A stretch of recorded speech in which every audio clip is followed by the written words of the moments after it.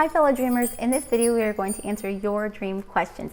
Now I want to go ahead and prepare you. One of these dreams is very long, but it is so worth sharing. So I want to just let you know it's going to be a really nice dream and it's really going to help guide this person. So wait for that. But thanks for joining, guys. My name is Carolina. As you know, I focus on doing children's books that promote love, unity, and peace, like these right here.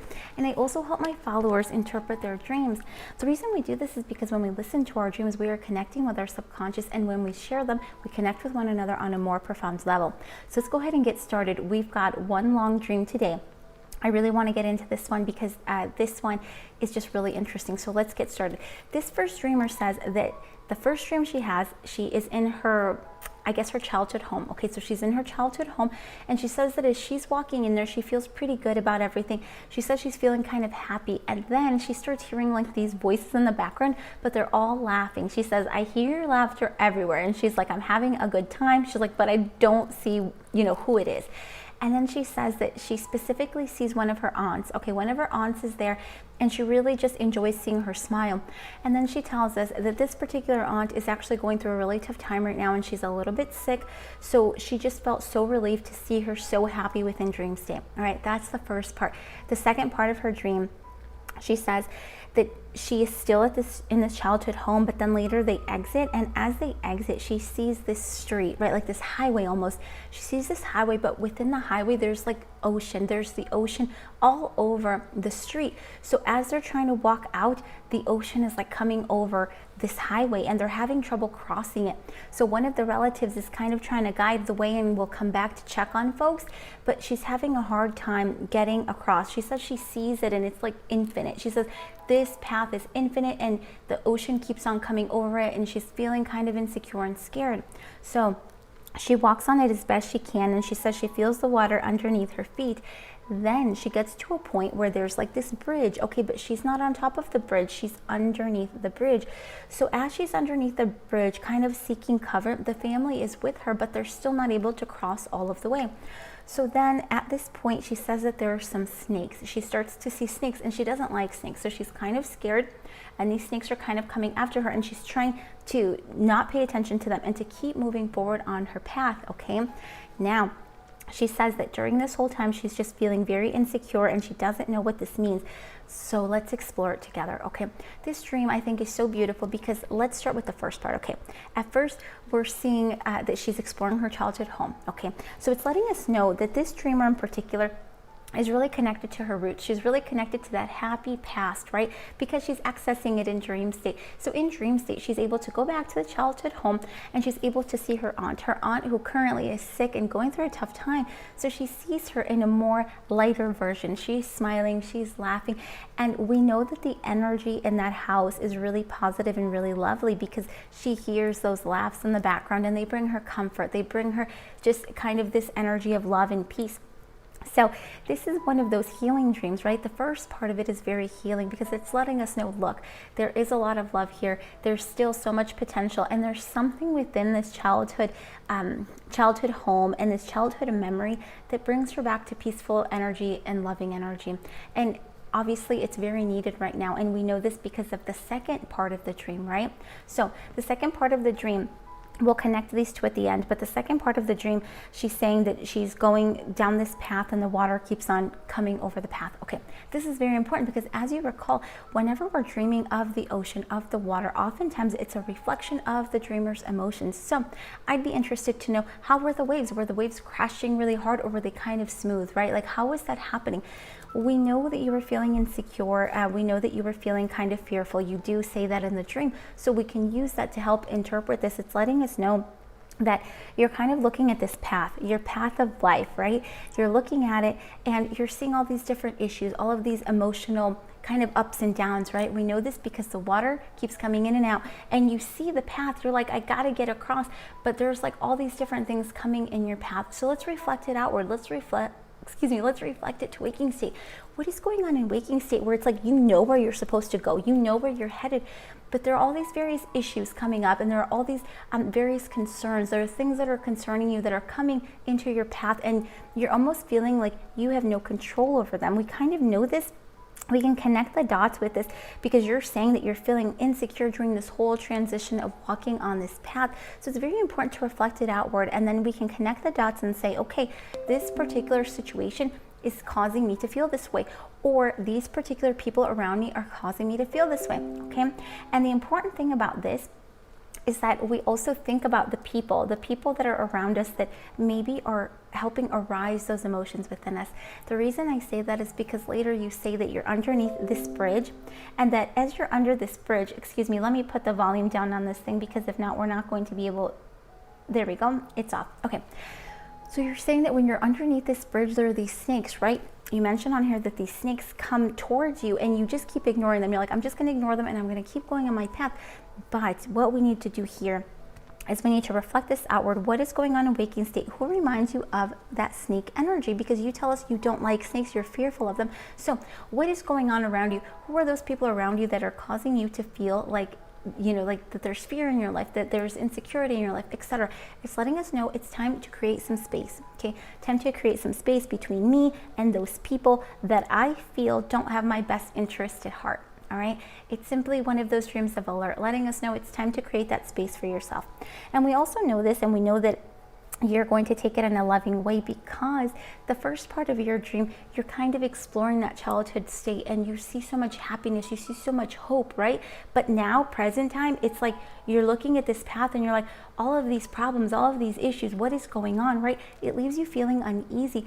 But let's focus on the positives. Why? Because we need to pivot. We need to pivot our mind. We need to change the perception, all right? So for example, let's take this first dream. Let's take the positive energy of it. Let's take the loving energy, the wonderful laughter, all of those things that you're hearing, all of those things that you're feeling. Bring that to present. Bring it to waking state. The reason we want to do this is because the more we bring those loving feelings to waking state, the more we operate our lives like that, and the more that we kind of create this lens of positivity and love. We start seeing with these eyes, so therefore we're attracting it, right? We're giving off the energy that we are attracting. So that is very important to do. And now also in this second dream, the one that's more of an alert, the one where you feel insecure and you feel like this water is just coming against your path. You probably have a plan and you're like, I'm good to go, like let's go this way. But all these issues come up, okay? Let's focus and let's change the perception. Instead of focusing on the fear that we're feeling, on the water that's crashing down on this street, on this highway, let's instead focus on this. You were with family, right? You were with your family the whole entire time. There was somebody that was guiding you, somebody looking forward and then coming back to make sure you and everybody else was okay. So we know that you have a really good support system. Let's focus on that. Let's be thankful that our family was here within the dream with us. And then also let's focus on the fact that you saw the path. Even though the water kept coming over it, you still saw where you were going. You knew exactly where you had to head to, okay? We have to focus on these things. The reason we do this is because if we decide to focus on the others, if we focus on the things that are insecure about the dream, you grow that insecurity within yourself, and guess what? You bring it to waking state. So this dream is simply an alert. So now our job, our responsibility is to change the perception, okay? We get what the dream is saying. I am operating out of a place of insecurity. I probably am surrounding myself with people that cause me to feel even more insecure about myself and my situation, but no more. Let's put some space between us, because I see in my dream that I see my path. I know where I'm headed, and I know that even though these waves and things come at me, I still have myself and I still have my family and I have my guide. Okay, we know this because dream state totally just presents it to you right then and there. So it's very important, everybody, that we are able to change the perception, to look at the more positive, to look at the more loving, because that is what I say. Whenever I say add more loving energy to it, that's what I'm talking about. Okay, focus on the good of it and grow that energy, because then you bring that to waking state. Okay, now let's move on to our second dreamer. Well, before we do though, actually, let me tell you this. Before I did this video, I was doing the Spanish video and I just had this feeling, this idea that came to me, and I thought it was great. Okay, so I'm gonna share it.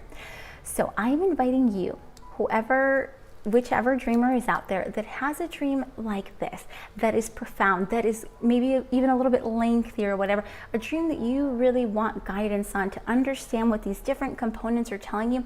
I'm inviting you to sign up so that you can be a part of my video, I want to invite you on here so that we can talk about your dream and explore it here with the community so that other people can learn from you and your experience. So I invite you to join me, send me a message, and I will gladly invite you. We'll set up a time so that way you and I can talk about it and explore your dream together, all right? But let's move on to our last dreamer. We don't have a lot of time today, so let's move on to the last one.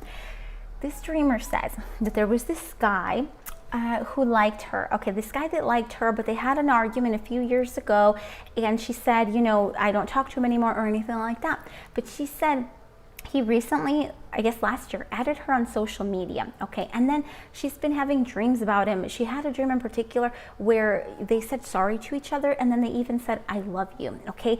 And then she said, she's like, you know what? I don't know why we apologized. I don't know why we said we loved each other. She's like, I really don't know what this means because we're still actually not talking, okay? And she says, it isn't the first time that I'm dreaming about him. It comes out of nowhere when I don't think of him rarely. I want to highlight that, okay? The reason I want to highlight that is because of this. We always say that. We always say like it came from nowhere. It's totally random. But the thing is, it's not random. Let me tell you something, okay? If you dream about someone, oftentimes it is because they are within you, okay? Their energy is still there. For example, if you have some unresolved issues, they're with you. If you miss them, they're with you, etc. But not just that, if they miss you or if they have unresolved issues or have a need to reach out to you, remember, we're all connected. So they're literally sharing that information, sharing that energy. You are going to feel that, okay?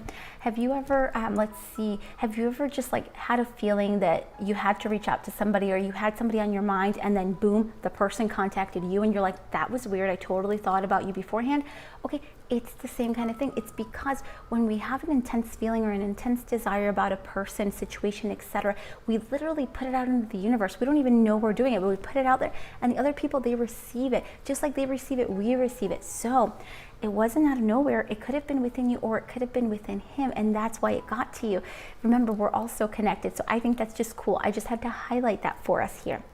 But this dream is one of those healing dreams, okay? I don't know what happened between the both of you, but you say you stopped talking. So that, you know, lets us know that there must have been something that went on there that kind of left you both unhappy. You stopped talking, etc. But you say that you have dreams about him and it's kind of frequent. And the one in particular, you say that you both apologize to each other and you say you love each other, okay?